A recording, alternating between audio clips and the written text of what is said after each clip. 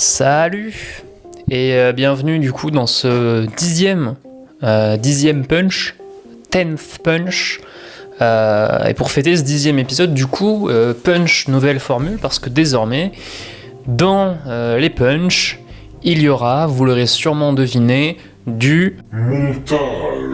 Comme tous les mois, on fait un petit point, je vous raconte une mécanique de mes rêves, je vous parle d'un truc audiovisuel, film, animé, manga, tout ça. Et enfin, un petit truc de musique aussi qui m'a marqué ce mois-ci. Voilà, mois de mars, pas évident, mais bon, on est là, comme tous les mois. On fait un petit point, c'est parti pour les rêves. Donc ce mois-ci, je voulais vous parler d'un truc qui est assez connu finalement, qui est pas spécifique à moi. Enfin, de toute façon, il n'y a rien qui est spécifique à moi dans ce que je raconte de mes rêves. Mais je voulais vous parler des rêves prémonitoires, parce que ça m'est arrivé ce mois-ci de faire un rêve... c'est un truc à la con, hein. En gros, j'ai rêvé que j'allais être témoin d'un... Enfin, j'ai rêvé que j'étais témoin d'un accident entre une trottinette électrique et un camion. Et le matin, en allant au travail, il y a un gars qui s'est pété la gueule en trottinette et il y a une voiture. Alors, c'est pas un camion, mais voilà. Et j'ai trouvé la petite coïncidence amusante. Et pourquoi je vous parle de ça ? Parce que ça vous est sûrement déjà arrivé de faire un rêve de quelque chose qui se produit dans la journée. Et en fait, c'est un phénomène intéressant, c'est qu'on pourrait appeler l'effet Simpson. Vous savez, cette rumeur, entre guillemets, qui dit que les Simpsons ont prédit l'avenir plusieurs fois et tout. Et en fait, c'est amusant parce que techniquement, on rêve toutes les nuits et on le remarque que quand c'est quelque chose qui est prémonitoire. C'est-à-dire que on se dit « Ah, j'ai fait plusieurs rêves prémonitoires dans ma vie. » Genre, je sais pas, j'ai fait 15 rêves prémonitoires dans ma vie, mais t'as fait combien de rêves qui n'étaient pas prémonitoires ? Donc en fait, quand tu génères des histoires au hasard, il y en a forcément quelques-unes qui vont prédire l'avenir. Et ça, c'est un fait que je trouve très intéressant. Et c'est pareil avec les Simpsons. Les Simpsons, il y en a des milliers d'épisodes. Et combien il y a d'épisodes qui se projettent dans le futur et qui ne prévoient pas du tout le futur, quoi. Voilà. Donc je voulais vous parler de ça. Ça m'y a fait penser. Donc dites-moi dans les commentaires si vous avez déjà fait des rêves prémonitoires. Et moi, j'ai des dons de prémonition et je pense que vous allez mettre un pouce bleu à cette vidéo. Voilà.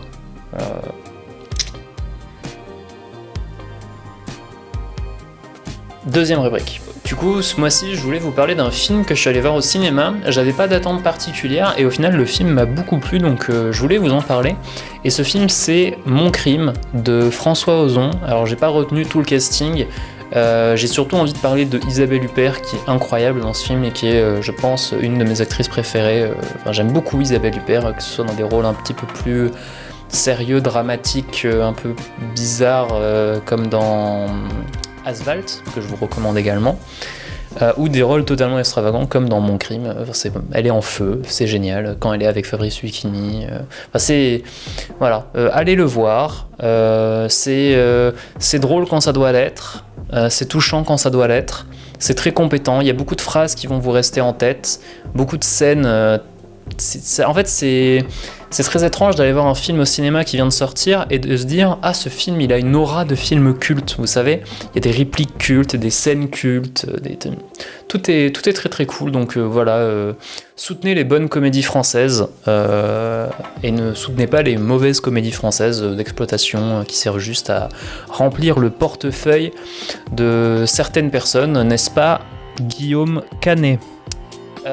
Donc voilà, c'est ma petite recommandation. En plus, gros point positif, moi j'ai du mal avec les films qui se passent dans le passé et qui idolâtrent ce passé sans rien dire du présent globalement, si ce n'est oh c'était mieux avant.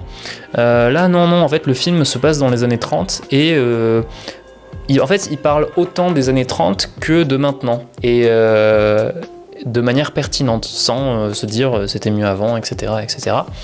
Et c'est trop bien, c'est un bon petit film, j'ai bien kiffé. Bon, c'est une histoire qui est... le fond de l'histoire est quand même un petit peu sordide, mais bon, ça reste une comédie, je pense qu'on pourrait appeler ça une comédie dramatique, même plus comédie que dramatique, mais voilà, c'est pertinent, c'est frais, c'est rafraîchissant, je sais pas exactement quel genre de film ça parodie, ça fait très théâtre dans la façon dont les textes sont déclamés, on va dire, et en plus il y a toute une histoire autour du théâtre dans ce film, mais bref, je vous laisse aller voir Mon Crime de François Ozon, c'est ma recommandation pour ce mois de mars. Et je vous recommande également de vous abonner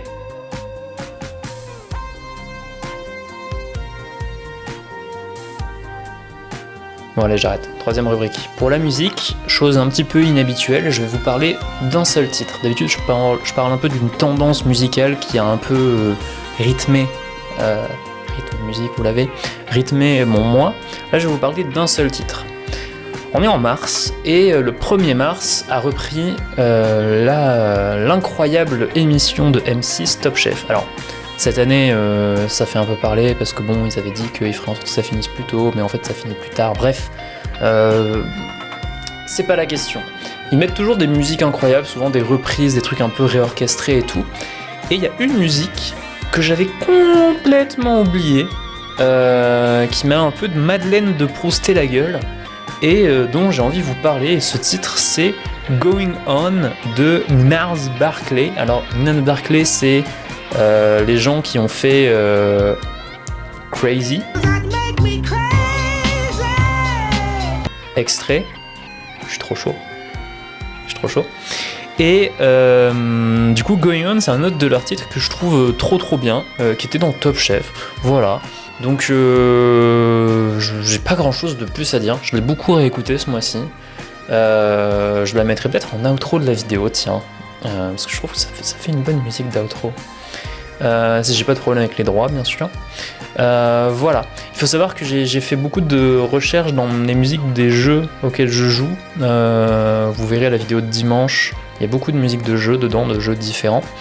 Et parce que du coup, les musiques de jeux, il faut savoir qu'elles sont pas soumises aux droits sur YouTube, parce que justement, les gens qui jouent aux jeux sur YouTube se feraient strike sinon. Donc voilà, c'était le premier punch monté de l'histoire de ma chaîne. J'espère que ça vous a plu. Moi, j'ai pris plaisir à le faire. Donc voilà, je vous dis à dimanche. Donc pour vous, ça sera après-demain pour une nouvelle vidéo. Et voilà, prenez soin de vous. À bientôt. Gros bisous. Et surtout, n'oubliez pas de manger des chips.